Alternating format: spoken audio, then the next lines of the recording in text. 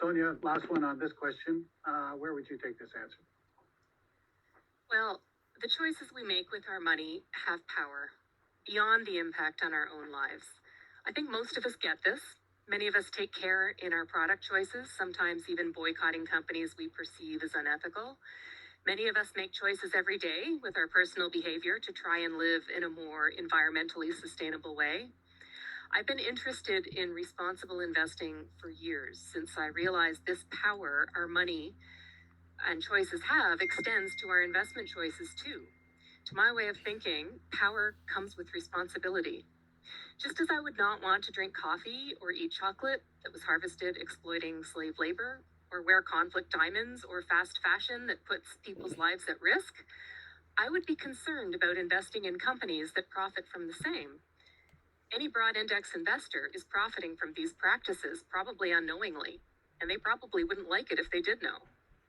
Over the past decade, the responsible investment landscape has shifted significantly to the point where it was no longer necessary to take on significant extra costs or risks in order to invest in a socially responsible manner. And it became more and more possible to influence positive change at companies from within as engaged owners, even owning a tiny little fraction of the company.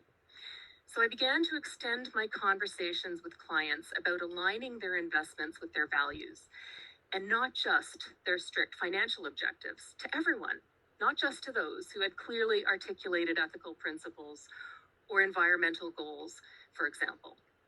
I was astonished at what I discovered. Most people want to align their money with their values. They just didn't know it was possible, or they assumed it would cost too much money, or it would be too risky. I also discovered that people have a wide variety of values. Once educated about responsible investing, different people will make different choices about just how to align their money with their values. Now, Sume did a great job of reviewing just how many ways there are to approach responsible investing. There are so many solutions. I mean, for some people, ESG integration is paramount as a way to improve risk-adjusted return and increase the likelihood that the worst offending companies are not going to be represented in their investments. Possibly, maybe they'll throw in a few hard ethical screens. For some, just excluding the worst ESG behavior from their investments is enough. For others, environment and sustainability of the planet are driving passions. And of these clients, some would prefer to exclude fossil fuels altogether. Others only want to exclude the worst offenders and want to own and engage the most progressive companies among this group, hoping to influence positive change at companies that would have the technology and the expertise, to come up with the solutions that we need for our planet. Maybe these companies just need to be better motivated to do so, and owners can provide that motivation. For yet others, diversity and women's rights are the most important things.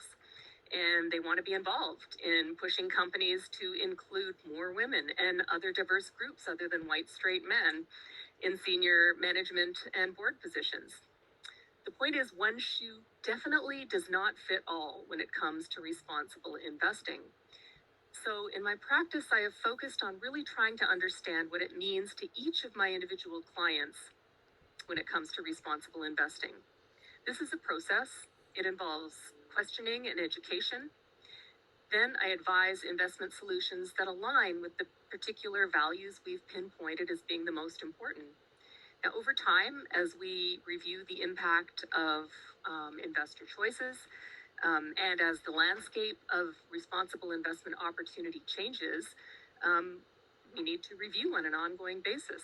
So for responsible investing to be effective and to continue to be relevant and align with an investor's values, I think it needs to be a dynamic process, and it certainly is in my practice. That's great. Thank you all for your answers to that question.